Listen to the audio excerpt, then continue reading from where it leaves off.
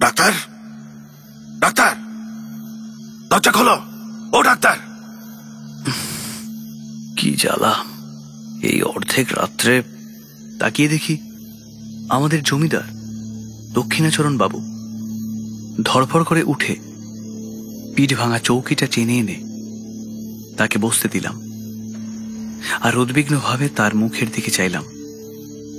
ঘড়িতে দেখি তখন রাত্রি 2:30। দক্ষিণাচরণ বাবু হ্যাকাশে মুখে বড় বড় চোখ করে বললেন, আচ্ছা, রাতে আবার সেই রকম উপদ্রব আরম্ভ হয়েছে। তোমার ওষুধ কোনো কাজে লাগলো না। আমি একটু সংকোচের সঙ্গেই বললাম, আপনি বোধহয় মদটা আবার বাড়িয়ে দিয়েছেন। দক্ষিণাচরণ বাবু ভীষণ বিরক্ত হয়ে বললেন, না না, ওটা তোমার ভারী ভুল। আরে মদ নয়। আগাগোড়া পুরোটা না শুনলে তুমি আসল কারণটা বুঝতেই পারবে না। কুলঙ্গির মধ্যে ছোট টিনের ডিবায় ম্লানভাবে কেরোসিনের আলো জ্বলছিল। আমি সেটা উস্কে দিলাম। একটুখানি আলো জেগে উঠল, আর অনেকখানি ধোঁয়া বেরোতে লাগলো। ধুতির কোঁচাটা গায়ের ওপর টেনে একখানা খবরের কাগজ পাতা প্যাকিং বাক্সের ওপর বসলাম। রবীন্দ্রনাথ ঠাকুর আমাদের সব আবেগের ভাণ্ডারী। কাব্যশাস্ত্রের 9টি রসের কোনোটি বাদ যায়নি তার রচনা থেকে। রহস্য রোমাঞ্চের ক্ষেত্রেও তিনি তার নিজস্ব ভঙ্গিতে অতুলনীয়। আমাদের এবারের নিবেদন রবীন্দ্রনাথ ঠাকুরের ছোট গল্প নিশীথে। ডাক্তারের চরিত্রে সবুজ বর্ধন, হারান ডাক্তারের চরিত্রে অনুজয় চট্টোপাধ্যায়, দক্ষিণাচরণ সৌভিক সাহা, গল্পের সূত্রধার প্রথম পক্ষের স্ত্রী ও মনোরমার চরিত্রে দেবশ্রী মুখার্জি। শুরু হচ্ছে রবীন্দ্রনাথ ঠাকুরের নিশীথে। দক্ষিণাচরণ বাবু বলতে লাগলেন, আমার প্রথম পক্ষের স্ত্রীর মতো ঘরণী খুবই দুর্লভ ছিল। তখন আমার বয়স কম, মন সহজেই তরল হয়ে উঠত। তার উপরে কাব্যশাস্ত্রটা ভালো করে পড়েছিলাম, তাই নিখুঁত গিন্নিপনায় আমার মন উঠত না। কিন্তু আমার গিন্নির কাছে সেসব খাটত না। প্রেমের কথা বলতে গেলে তিনি হেসেই উড়িয়ে দিতেন। তার যেন হাসবার আশ্চর্য ক্ষমতা ছিল। তারপর আজ বছর 4 হলো আমাকে সাংঘাতিক রোগে ধরল। ওষ্ঠব্রণ হয়ে, জ্বর বিকার হয়ে মরতে বসেছিলাম বলতে পারো। ডাক্তারে জবাব দিয়ে গেল। সে সময় আমার এক আত্মীয় কোথা থেকে এক ব্রহ্মচারী এনে হাজির করলো কে জানে। সে গাওয়া ঘিয়ের সঙ্গে একটা শিকড় বেটে আমাকে খাইয়ে দিল। জানি না ওষুধের গুণেই হোক বা কপাল জোরেই হোক, সে যাত্রা বেঁচে গেলাম। রোগের সময় আমার স্ত্রী দিন রাত এক মুহূর্তের জন্য বিশ্রাম করেননি। সেই কটা দিন একজন অবলা স্ত্রীলোক মানুষের সামান্য শক্তি নিয়ে প্রাণপণ দরজায় দাঁড়ানো যমদূতগুলোর সঙ্গে অনবরত যুদ্ধ করেছিলেন।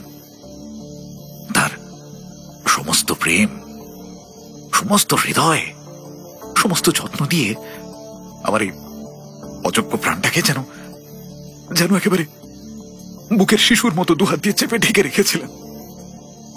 খাওয়া ছিল না, ঘুম ছিল না, জগতের কোনো কিছুর দিকেই তার নজর ছিল না। তারপর যম যখন পরাজিত বাঘের মতো আমাকে তার কবল থেকে ফেলে দিয়ে চলে গেলেন, যাবার সময় আমার স্ত্রীকে প্রচন্ড একটা থাবা বসিয়ে গেলেন। স্ত্রী তখন গর্ভবতী ছিলেন। কিছুদিন পর এক মৃত সন্তানের জন্ম দিলেন। তারপর থেকে তার নানান সমস্ত জটিল রোগ আরম্ভ হয়ে গেল। তখন আমি তার সেবা শুরু করে দিলাম। তাতে তিনি বিব্রত হয়ে উঠলেন, বলতে লাগলেন, করো কি? লোকে বলবে কি? অমন করে দিনরাত তুমি আমার ঘরে যাতায়াত করো না। যেন নিজে হাওয়া খাচ্ছি এমন ভান করে। যদি তাকে রাতে জ্বরের সময় পাখা করতে যেতাম তো খুব একটা কাড়াকাড়ি পড়ে যেত। কোনোদিন যদি তার শুশ্রূষা করতে গিয়ে আমার রোজগার খাওয়া 10 মিনিট পার হয়ে যেত। তবে সেও নানা রকম অনুনয়, অনুরোধ, অনুযোগের কারণ হয়ে দাঁড়াতো। একটুখানি সেবা করতে গেলেও হিতে বিপরীত হয়ে উঠত। তিনি বলতেন, পুরুষ মানুষের অতটা বাড়াবাড়ি ভালো নয়। আমাদের সেই বড়ানগরের বাড়িটা বোধহয় তুমি দেখেছ। বাড়ির সামনেই বাগান, আর বাগানের সামনে গঙ্গা বয়ে যাচ্ছে।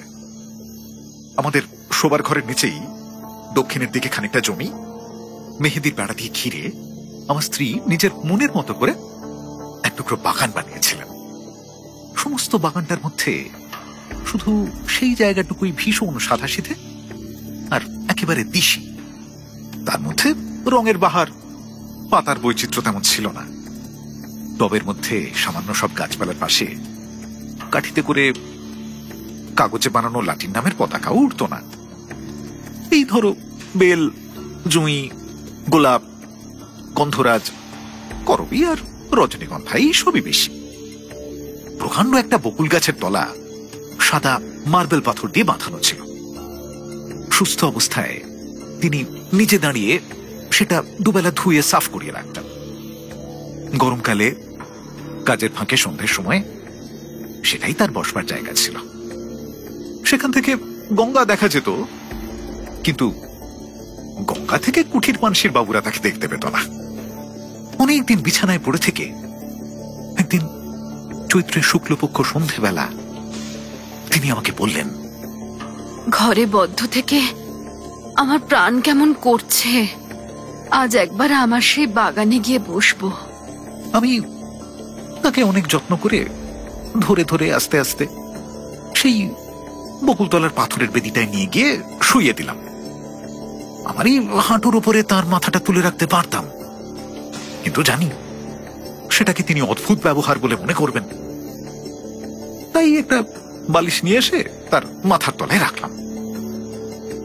দুটো একটা করে ফোটা বকুল ফুল ঝরতে লাগলো, আর শাখার আড়াল থেকে ছায়া মাখা জ্যোৎস্না তার রোগা মুখের উপরে এসে পড়ল।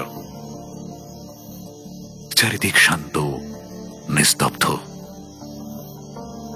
সেই ঘন গন্ধ ভরা ছায়া মাখা অন্ধকারে একপাশে চুপ করে বসে তার মুখের দিকে তাকিয়ে আমার চোখে জল এসে পড়ল।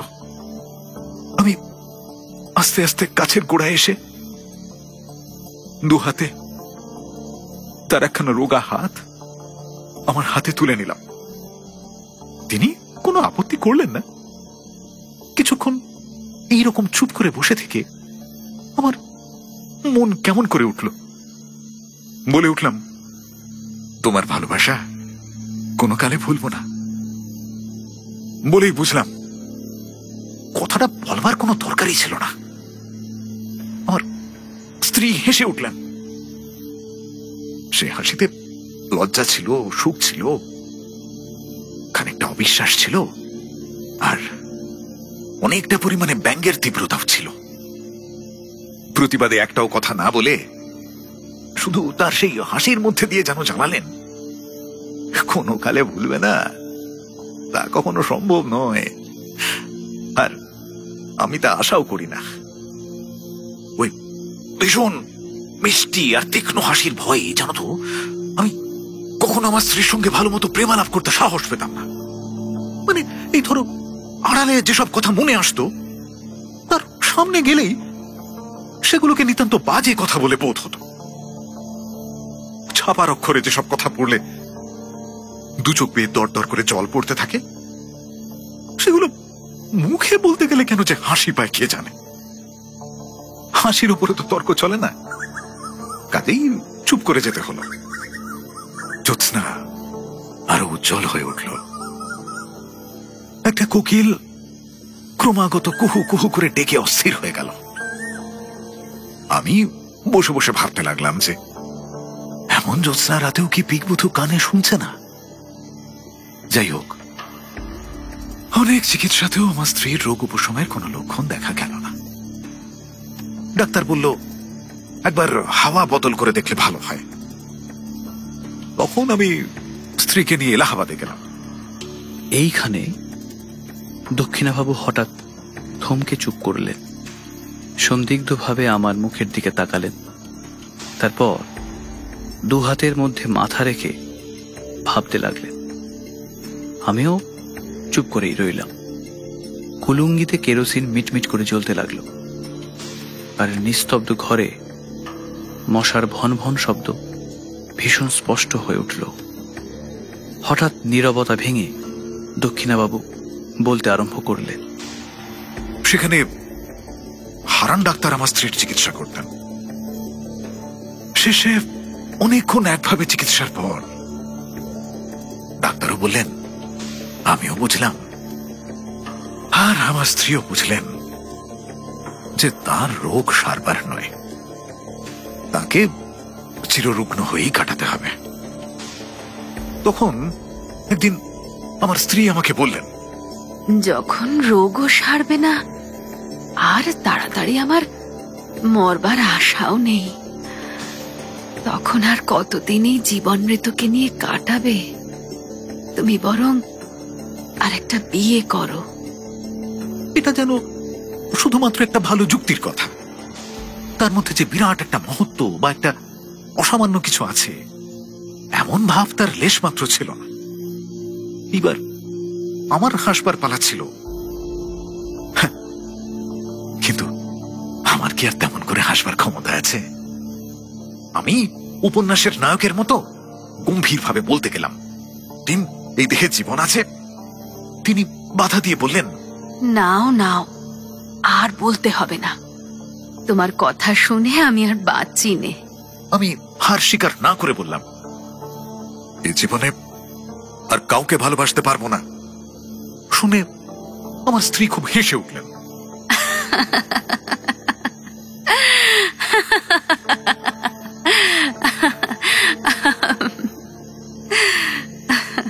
কখন আমাকে হাল ছাড়তে হলো জানি না। তখন নিজের কাছেও কখনো স্পষ্ট করে স্বীকার করেছে কিনা, কিন্তু এখন বুঝতে পারি যে রোগী কোনোদিন সারবে না জেনেও ক্রমাগত তার সেবা করতে করতে আমি মনে মনে ক্লান্ত হয়ে উঠেছিলাম। এ কাজে যে ভঙ্গ দেব এমন কল্পনাও আমার মনে ছিল না। অথচ সারা জীবনে চিররুগ্নকে নিয়ে কাটাতে হবে, তাও আমার কাছে যন্ত্রণার কারণ হয়ে দাঁড়িয়েছিল। যৌবনের প্রেমের কল্পনার কথা মনে করে মনে মনে কষ্ট পেতে লাগলাম। আমার সেবার মধ্যেকার সেই ক্লান্তি নিশ্চয়ই আমার স্ত্রীর নজর এড়ায়নি। তখন জানতাম না, কিন্তু এখন স্পষ্ট বুঝি যে তিনি আমাকে আমাকে একেবারে ওই যুক্তাক্ষরহীন প্রথম ভাগের শিশু শিক্ষার মতো সহজে বুঝতে পারতেন। তাই যখন উপন্যাসের নায়ক সেজে গম্ভীরভাবে তার কাছে কবিত্ব ফলাতে যেতাম, তিনি এমন সুগভীর স্নেহ অথচ অনিবার্য কৌতুকের সঙ্গে হেসে উঠতেন। আমার নিজের অজানা মনের কথাও অন্তর্যামীর মতো তিনি যেন সমস্তই জানতেন। এ কথা মনে করলেও এখন লজ্জায় মরে যেতে ইচ্ছে করে। হারান ডাক্তার আমাদের স্বজাতীয়, তার বাড়িতে আমার প্রায় নেমন্তন্ন থাকতো। কিছুদিন যাতায়াতের পর ডাক্তার তার মেয়ের সঙ্গে আমার পরিচয় করিয়ে দিলেন। মেয়েটি অবিবাহিত। বাইরের লোকের কাছে গুজব শুনতাম যে মেয়েটির কুলের দোষ ছিল, কিন্তু আর কোনো দোষ ছিল না। দেখতেও যেমন সুন্দর, শিক্ষা দীক্ষাও তেমনি।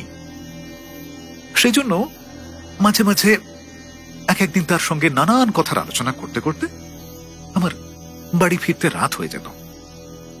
আমার স্ত্রীকে ওষুধ খাওয়ানোর সময় পার হয়ে যেত। তিনি জানতেন আমি হারান ডাক্তারের বাড়ি গেছি, কিন্তু দেরি হবার কারণ একদিনও আমাকে জিজ্ঞেস করেননি। মরুভূমির মধ্যে যেন আরেকবার মরিচিকা দেখতে লাগলাম। তৃষ্ণা যখন একেবারে বুক পর্যন্ত, তখন চোখের সামনে ঘাট ভরা জল ছলছল ঢল ঢল করতে লাগলো। তখন মনকে প্রাণপণে টেনে আর ফেরাতে পারলাম না। রোগীর ঘর আমার কাছে দ্বিগুণ নিরানন্দ হয়ে উঠল। প্রায় শুশ্রূষা করবার আর ওষুধ খাবার নিয়ম ভাঙতে লাগলো। হারান ডাক্তার আমাকে মাঝে মাঝে বলতেন, যাদের রোগ আরোগ্য হওয়ার কোনো সম্ভাবনা নেই তাদের পক্ষে মৃত্যুই ভালো, কারণ বেঁচে থেকে তাদের নিজেরও সুখ নেই, অন্যেরও অসুখ। কথাটা সাধারণভাবে বলতে দোষ নেই, কিন্তু তাও আমার স্ত্রীকে লক্ষ্য করে এমন প্রসঙ্গ তোলা তার উচিত হয়নি।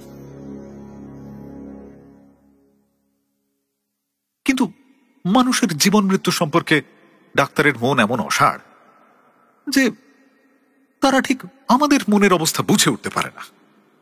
হঠাৎ একদিন পাশের ঘর থেকে শুনতে পেলাম আমার স্ত্রী হারান বাবুকে বলছেন, ডাক্তার, কতগুলো মিথ্যে ওষুধ গিলিয়ে ডাক্তারখানার দেনা বাড়াচ্ছ কেন? আমার প্রাণটাই যখন একটা রোগ, তখন এমন একটা ওষুধ দাও যাতে তাড়াতাড়ি এই প্রাণটা যায়। ডাক্তার বললেন, ছি, এমন কথা বলবেন না। কথাটা শুনে হঠাৎ আমার বুকের মধ্যে বড় আঘাত লাগলো। ডাক্তার চলে গেলে আমার স্ত্রীর ঘরে গিয়ে তার বিছানার পাশে বসলাম। তার কপালে ধীরে ধীরে হাত বুলিয়ে দিতে লাগলাম। তিনি বললেন, এই ঘর বড় গরম, তুমি বাইরে যাও। তোমার বেড়াতে যাওয়ার সময় হয়েছে, খানিকটা না বেরিয়ে আসলে আবার রাতে তোমার খিদে হবে না। বেড়াতে যাওয়ার মানে হলো ডাক্তারের বাড়ি যাওয়া। হ্যাঁ, আমি তাকে বুঝিয়েছিলাম যে খিদে হওয়ার জন্য খানিকটা বেরিয়ে আসা বিশেষ প্রয়োজন। হ্যাঁ, এখন নিশ্চয়ই বলতে পারি তিনি প্রতিদিনই আমার এই ছলনাটুকু বুঝতেন। আমি নির্বোধ, আর তখন মনে করতাম তিনি নির্বোধ। এই বলে দক্ষিণাচরণবাবু অনেকক্ষণ হাতের পাতায় মাথা রেখে চুপ করে বসে রইলেন। শেষে বললেন, ডাক্তার, আমাকে এক গ্লাস জল খাওয়াতে পারো? জল খেয়ে বলতে লাগলেন, একদিন ডাক্তারবাবুর মেয়ে মনোরমা আমার স্ত্রীকে দেখতে আসতে চাইলেন। জানি না কেন তার সে প্রস্তাব আমার ভালো লাগলো না, কিন্তু প্রতিবাদ করার তো কোনো কারণ ছিল না। তো তিনি একদিন সন্ধ্যেবেলায় আমাদের বাড়িতে এসে হাজির হলেন। সেদিন আমার স্ত্রীর যন্ত্রণা অন্য দিনের তুলনায় বেড়ে উঠেছিল। যেদিন তার ব্যথা বাড়ে সেদিন একেবারে স্থির, একেবারে নিস্তব্ধ হয়ে থাকেন। শুধু মাঝে মাঝে হাত মুঠো হয়ে আসে আর তার মুখ নীল হয়ে যায়। তাতেই তার যন্ত্রণা বোঝা যায়। ঘরে কোনো সাড়া শব্দ ছিল না। আমি বিছানার পাশে চুপ করে বসেছিলাম। সেদিন আমাকে বেড়াতে যেতে অনুরোধ করেন, এমন সামর্থ্য তার ছিল না, বা হয়তো এত কষ্টের মধ্যে আমি তার পাশে সেদিন থাকি এমন ইচ্ছেই তার মনের মধ্যে ছিল। যাই হোক, চোখে লাগবে বলে কেরোসিনের আলোটা দরজার পাশে রাখা ছিল। ঘর অন্ধকার আর নিস্তব্ধ। শুধু এক একবার যন্ত্রণা একটু কমলে আমার স্ত্রীর এক একটা গভীর দীর্ঘ নিঃশ্বাস শোনা যাচ্ছিল। এমন সময় মনোরমা এসে ঘরের দরজায় দাঁড়ালেন। উল্টো দিক থেকে কেরোসিনের আলো এসে তার মুখের উপরে পড়ল।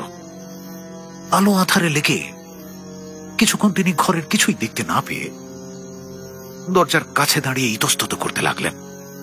তখন আমার স্ত্রী চমকে ওঠে, আমার হাত ধরে জিজ্ঞেস করলেন, ওকে?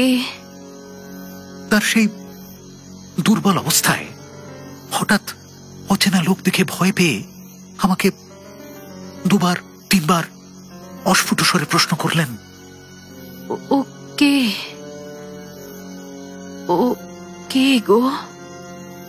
আমার কেমন দুর্বুদ্ধি হলো। প্রথমেই বলে ফেললাম, আমি চিনি না। বলা মাত্রই কে যেন আমাকে কষাঘাত করলো। পরের মুহূর্তেই বললাম, ও ও তো আমাদের ডাক্তারবাবুর মেয়ে। স্ত্রী একবার আমার মুখের দিকে তাকালেন, আমি তার মুখের দিকে তাকাতে পারলাম না। পরক্ষণে তিনি ক্ষীণ স্বরে অতিথিকে বললেন, আপনি আসুন। আমাকে বললেন, আলোটা ধরো। মনোরমা ঘরে এসে বসলেন। তার সঙ্গে রোগিণীর অল্প স্বল্প কথাবার্তা চলতে লাগলো। এমন সময়ে ডাক্তারবাবু এসে হাজির হলেন। তিনি তার ডাক্তারখানা থেকে দুখানা শিশি ওষুধ সঙ্গে এনেছিলেন। সেই দুটো শিশি বের করে আমার স্ত্রীকে বললেন, এই নীল শিশিটা মালিশ করবার আর এইটা খাবার। দেখবেন দুটোতে মেলাবেন না, এই ওষুধটা সাংঘাতিক বিষ। আমাকেও একবার সতর্ক করে দিয়ে ওষুধ দুটো বিছানার পাশের টেবিলে রেখে দিলেন। যাওয়ার সময় ডাক্তার তার মেয়েকে ডাকলেন। মনোরমা বললেন, বাবা, আমি আর একটু থাকি না কেন? সঙ্গে স্ত্রীলোক কেউ নেই, এনাকে সেবা করবে কে? আমার স্ত্রী ব্যস্ত হয়ে বললেন, না না, আপনি কষ্ট পাবেন না। পুরনো ঝি আছে, সে আমাকে মায়ের মতো যত্ন করে।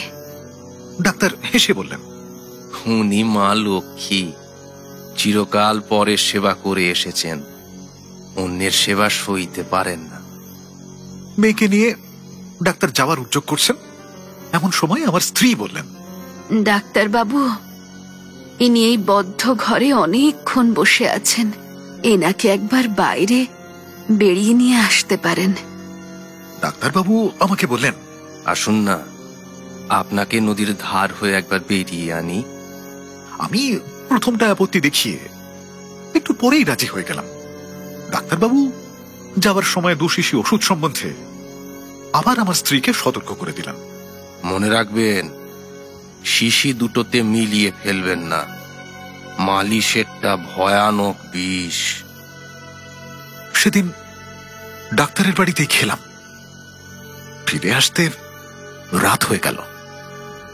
এসে দেখি আমার স্ত্রী ছটফট করছেন। অনুতাপে বিদ্ধ হয়ে জিজ্ঞেস করলাম, কি হলো, তোমার কি ব্যথা বেড়েছে? তিনি উত্তর দিতে পারলেন না। চুপ করে আমার মুখের দিকে তাকালেন। তখন তার কণ্ঠরোধ হয়েছে। আমি তখনই সেই রাতেই ডাক্তারকে ডেকে আনলাম। ডাক্তার এসে অনেকক্ষণ কিছুই বুঝে উঠতে পারলেন না। শেষে জিজ্ঞেস করলেন, সেই ব্যথাটা কি বেড়ে উঠেছে? ওষুধটা একবার মালিশ করলে হয় না? বলে শিশিটা টেবিল থেকে নিয়ে দেখলেন সেটা খালি। আমার স্ত্রীকে জিজ্ঞেস করলেন, আপনি কি ভুল করে এই ওষুধটা খেয়েছেন? স্ত্রী ঘাড় নেড়ে জানালেন, হ্যাঁ, তিনি ওই ওষুধটাই খেয়েছেন। ডাক্তার তখনই গাড়ি করে তার বাড়ি থেকে পাম্প আনতে ছুটলেন।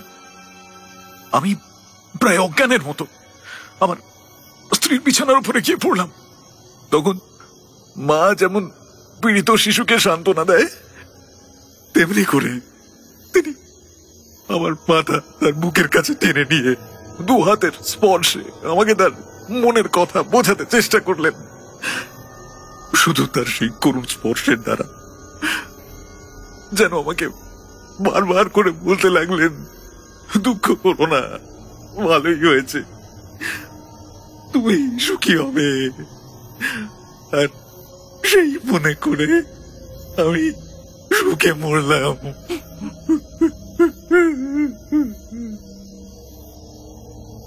ডাক্তার যখন ফিরলেন তখন জীবনের সঙ্গে সঙ্গে আমার স্ত্রীর সমস্ত যন্ত্রণার অবসান হয়েছে। দক্ষিণাচরণ আর একবার জল খেয়ে বললেন, ওহ, বড় গরম ডাক্তার। বেশ বোঝা গেল তিনি বলতে চান না, কিন্তু আমি যেন জাদু করে তার কাছ থেকে কথা কেড়ে নিচ্ছি। আবার আরম্ভ করলেন। মনোরমাকে বিয়ে করে দেশে ফিরলাম। মনোরমা তার বাবার সম্মতিতে আমাকে বিয়ে করলো, কিন্তু আমি যখন তাকে কোনো আদরের কথা বলতাম বা তার মন পাওয়ার চেষ্টা করতাম, সে হাসতো না, কেমন গম্ভীর হয়ে থাকতো। তার মনের কোনখানে কি খটকা লেগে গিয়েছিল তা আমি কেমন করে বুঝব? এই সময় আমার মদ খাবার নেশা অনেক বেড়ে গেল। একদিন শরতের প্রথম দিকে সন্ধেবেলা মনোরমাকে নিয়ে আমাদের বরানগরের বাগানে বেড়াচ্ছি। ঝমঝমে অন্ধকার হয়ে এসেছে, পাখিদের বাসায় ডানা ছাড়বার শব্দটুকুও শোনা যাচ্ছে না। শুধু বেড়াবার পথের দুধারে ঘন ছায়া ঢাকা ঝাউ গাছ বাতাসে শব্দ করে কাঁপছিল। ক্লান্তি বোধ করতেই মনোরমা সেই বকুলতলার সাদা বেদিটার উপরে এসে নিজের দু হাতের উপর মাথা রেখে শুয়ে পড়ল। আমিও কাছে এসে বসলাম। সেখানে অন্ধকার আরো ঘন, যতটুকু আকাশ দেখা যাচ্ছে একেবারে তারায় ঢাকা। গাছের নিচের ঝিল্লির ধ্বনি যেন অনন্ত আকাশের বুক থেকে খসে পড়া নিস্তব্ধতার নিচু তলায় শব্দের একটা সরু পাহাড় বনে দিচ্ছে। সেদিনও বিকেলে আমি একটু মদ খেয়েছিলাম, মনটা বেশ একটু তরল অবস্থায় ছিল। অন্ধকার যখন প্রায় চোখে শোয়ে এলো, তখন বনের ছায়ার নিচে ফ্যাকাশে রঙে আঁকা সেই আঁচল আলগা হয়ে আসা ক্লান্ত মেয়ের আবছা মূর্তিটা আমার মনে একটা অনিবার্য আবেগ তৈরি করলো। মনে হলো ও যেন একটা ছায়া, যেন ওকে কিছুতেই দুহাত দিয়ে ধরতে পারবো না। এমন সময় অন্ধকার ঝাউ গাছের চূড়াটায় যেন আগুন ধরে উঠল। কৃষ্ণপক্ষের হলুদ রঙের চাঁদ আস্তে আস্তে গাছের মাথার উপরকার আকাশে উঠে পড়ল। সাদা পাথরের উপর সাদা শাড়ি পরা সেই শ্রান্ত মেয়ের মুখের উপরে জ্যোৎস্না এসে পড়ল। আমি আর থাকতে পারলাম না। কাছে এসে দুহাতে তার হাতটা তুলে ধরে বললাম, মনোরমা, তুমি আমাকে বিশ্বাস করো না, কিন্তু আমি তোমাকে ভালোবাসি। তোমাকে আমি কোনো কালে ভুলতে পারবো না। কথাটা বলা মাত্র চমকে উঠলাম। মনে পড়ে গেল ঠিক এই কথাটাই আরেকদিন আরেকজনকে বলেছি, আর ঠিক সেই মুহূর্তে বকুল গাছের শাখার উপর দিয়ে, ঝাউ গাছের মাথার উপর দিয়ে, কৃষ্ণপক্ষের হলুদ রঙের ভাঙা চাঁদের নিচ দিয়ে, গঙ্গার পূর্ব পাড় থেকে গঙ্গার অনেক দূর পশ্চিম পাড় পর্যন্ত একটা হাসি অতি দ্রুত বেগে বয়ে গেল। সেটা মর্মভেদী হাসি নাকি অভ্রভেদী হাহাকার তা বলতে পারি না। আমি তখনই পাথরের বেদিটার উপর থেকে পড়ে গিয়ে অজ্ঞান হয়ে নিচে পড়ে গেলাম। জ্ঞান ফিরতে দেখলাম আমার ঘরে বিছানায় শুয়ে আছি। স্ত্রী জিজ্ঞেস করলেন, তোমার হঠাৎ এমন হলো কেন? আমি কেঁপে উঠে বললাম, শুনতে পাওনি? সমস্ত আকাশ ভরে একটা হাহা করে হাসি বয়ে গেল। স্ত্রী হেসে বললেন, সে বুঝি হাসি? সার বেঁধে লম্বা এক ঝাঁক পাখি উড়ে গেল, তাদেরই পাখার শব্দ শুনেছিলাম। তুমি এত অল্পেই ভয় পাও? দিনের বেলায় স্পষ্ট বুঝতে পারলাম, হ্যাঁ, পাখির ঝাঁক উড়বার শব্দই বটে। এই সময় উত্তর দেশ থেকে হাঁসের দল নদীর চড়ে বেড়াবার জন্য আসছে। কিন্তু সন্ধ্যা হলে সেই বিশ্বাস আর রাখতে পারতাম না।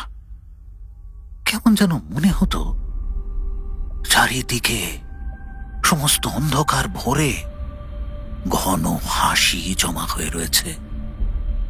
সামান্য একটা উপলক্ষে হঠাৎ আকাশ ভরে অন্ধকার ছেড়ে ধ্বনিত হয়ে উঠবে।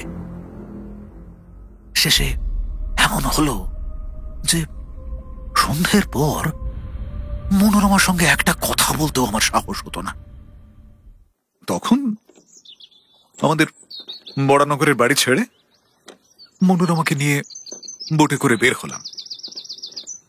অঘ্রাণ মাস, নদীর বাতাসে সমস্ত ভয় চলে গেল। কদিন বড় সুখে ছিলাম। চারিদিকের সৌন্দর্যে আকৃষ্ট হয়ে মনোরমাও যেন তার হৃদয়ের বন্ধ দরজা অনেক দিন পর আস্তে আস্তে আমার কাছে খুলতে লাগলো। গঙ্গা ছাড়িয়ে, খড়ে ছাড়িয়ে পদ্মা এসে পৌঁছলাম। ভয়ঙ্করী পদ্মা তখন হেমন্তের ভুজঙ্গিনীর মতো কৃশ নির্জীবভাবে লম্বা শীত ঘুমে ডুবেছিল। উত্তর পারে জনশূন্য, তৃণশূন্য, দিগন্ত প্রসারিত বালির চর ধুধু করছে, আর দক্ষিণের উঁচু পাড়ের উপর গ্রামের আমবাগানগুলো এই রাক্ষসী নদীর একেবারে মুখের কাছে জোড় হাত করে দাঁড়িয়ে কাঁপছে। পদ্মা ঘুমে ঘুরে একবার এপাশ ফিরছে, আর ফাটল ধরা তটভূমি ঝুপঝাপ করে ভেঙে ভেঙে পড়ছে। এখানে বেড়াবার সুবিধা দেখে বোর্ড বাঁধলাম। একদিন আমরা দুজনে বেড়াতে বেড়াতে অনেক দূর চলে গেলাম। সূর্যাস্তের সোনার ছায়া রং মিলিয়ে যেতেই শুক্লপক্ষের নির্মল চাঁদের আলো দেখতে দেখতে ফুটে উঠল। সেই অন্তহীন সাদা বালির চরের ওপর যখন অজস্র অবারিত জ্যোৎস্না একেবারে আকাশের সীমানা পর্যন্ত ছড়িয়ে গেল, তখন মনে হলো যেন জনশূন্য চাঁদের আলোর অসীম স্বপ্নরাজ্যের মধ্যে শুধু আমরা দুজনে রয়েছি। একটা লাল শাল মনোরমার মাথার উপর থেকে নেমে তার মুখখানা ঘিরে শরীরটা আচ্ছন্ন করে রয়েছে। নিস্তব্ধতা যখন নিবিড় হয়ে এলো, শুধু একটা সীমাহীন, দিশাহীন শুভ্রতার শূন্যতা ছাড়া যখন আর কিছুই রইল না, তখন মনোরমা আস্তে আস্তে হাতটা বের করে আমার হাত চেপে ধরল। আমার অত্যন্ত কাছে সে যেন তার সমস্ত শরীর, মন, জীবন, যৌবন আমার উপর বিন্যস্ত করে নিতান্ত নির্ভর হয়ে দাঁড়ালো। পুলকিত হৃদয়ে মনে করলাম, ঘরের মধ্যে কি যথেষ্ট ভালোবাসা যায়? এরকম খোলা অনন্ত আকাশ না হলে কি দুটো মানুষকে কোথাও ধরে? মনে হলো আমাদের ঘর নেই, দরজা নেই, আমাদের কোথাও ফিরবার নেই। এমনি করে হাতে হাত ধরে গন্তব্যহীন পথে উদ্দেশ্যহীন বেড়াতে বেড়াতে চাঁদের আলোর শূন্যতার উপর দিয়ে অবারিতভাবে চলে যাব। চলতে চলতে এক জায়গায় এসে দেখলাম সেই বালুরাশির মাঝখানে অদূরে একটা পুকুরের মতো হয়েছে। পদ্মা সরে যাওয়ার পর সেখানে জল জমে রয়েছে। চারিপাশে বালিতে ঘেরা নিস্তরঙ্গ ঘুমন্ত জলটুকুর উপরে একটা সুদীর্ঘ জ্যোৎস্নার রেখা ম্লান হয়ে পড়ে আছে। সেই জায়গাটাতে এসে আমরা দুজনে দাঁড়ালাম। মনোরমা কি ভেবে আমার মুখের দিকে তাকালো। তার মাথার উপর থেকে শালটা হঠাৎ খসে পড়ল। আমি তার সেই জ্যোৎস্না বিকশিত মুখখানি তুলে ধরে চুম্বন করলাম। সেই সময়ে সেই জনমানব শূন্য নিঃসঙ্গ মরুভূমির মধ্যে গম্ভীর স্বরে কে যেন তিনবার বলে উঠল, ওকে ওকে ওকে। আমি চমকে উঠলাম। আমার স্ত্রীও কেঁপে উঠলেন। কিন্তু পরক্ষণে আমরা দুজনেই বুঝলাম ওই শব্দ মানসিক নয়, অমানসিকও নয়, নদীর চরে ঘুরে বেড়ানো জলচর পাখির ডাক। হঠাৎ এত রাতে তাদের নিরাপদ বাসার কাছে লোক দেখে ডেকে উঠেছে। সেই ভয়ের চমক খেয়ে আমরা দুজনেই তাড়াতাড়ি বোটে ফিরে এলাম। রাতে বিছানায় এসে শুলাম, ক্লান্ত শরীর। মনোরমা তক্ষুনি ঘুমিয়ে পড়ল। তখন অন্ধকারে কে একজন আমার মশারির কাছে দাঁড়িয়ে ঘুমন্ত মনোরমার দিকে রোগা লম্বা হাড় সর্বস্ব আঙুল দেখিয়ে যেন আমার কানে কানে ভীষণ চুপি চুপি অস্ফুট স্বরে জিজ্ঞেস করতে লাগলো, ওকে ওকে ওকে গো। তাড়াতাড়ি উঠে দেশলাই জ্বালিয়ে বাতি ধরালুম। সঙ্গে সঙ্গে সেই ছায়া মূর্তি মিলিয়ে গেল। আর তারপর আমার মশারি কাঁপিয়ে বোট দুলিয়ে আমার সমস্ত শরীরের রক্ত হিম করে দিয়ে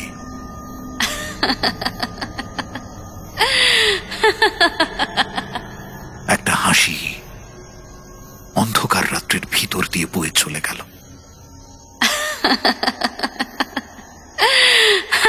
পদ্মা পার হলো, পদ্মার চর পার হলো, তারপর সমস্ত ঘুমন্ত দেশ, গ্রাম, নগর পার হয়ে গেল।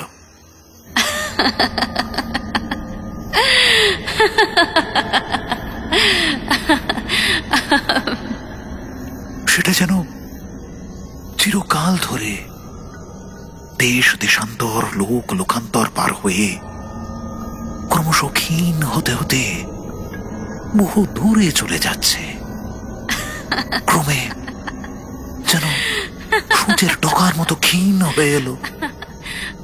এত ক্ষীণ শব্দ জীবনে কখনো শুনিনি, কল্পনাও করিনি।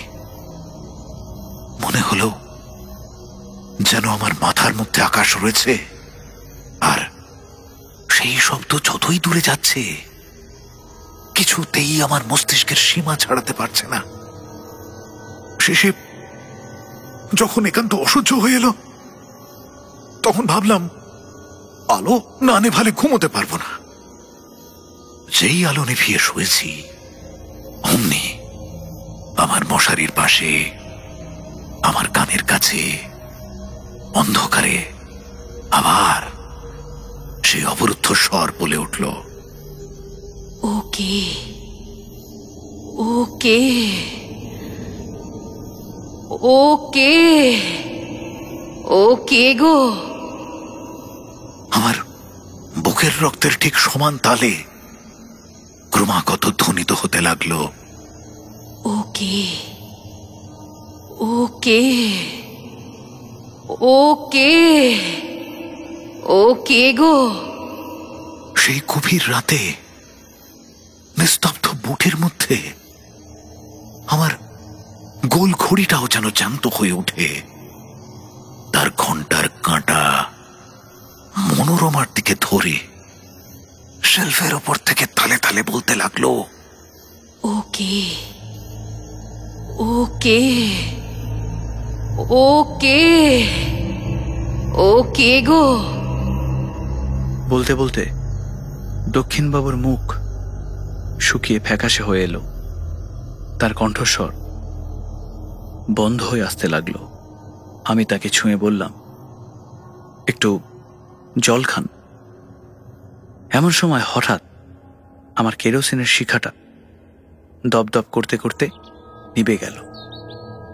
হঠাৎ দেখতে পেলাম বাইরে আলো হয়েছে। কাক ডেকে উঠল, দোয়েল শীষ দিতে লাগলো। আমার বাড়ির সামনের রাস্তায় একটা মোষের গাড়ির ক্যাঁচ ক্যাঁচ শব্দ জেগে উঠল।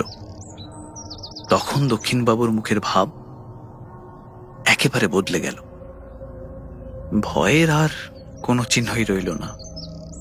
রাতের মায়ায় আচ্ছন্ন হয়ে কাল্পনিক ভয়ের মত্ততায় আমার কাছে যে এত কথা বলে ফেলেছেন, সেজন্য যেন ভীষণ লজ্জিত হয়ে উঠলেন, আর আমার ওপর আন্তরিক ক্রুদ্ধ হয়ে উঠলেন।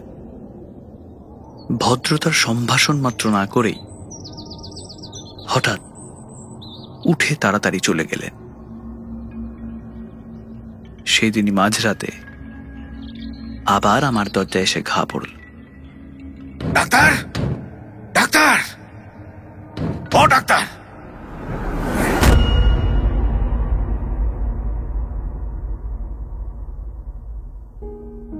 শুনলেন রবীন্দ্রনাথ ঠাকুরের ছোট গল্প নিশীথে।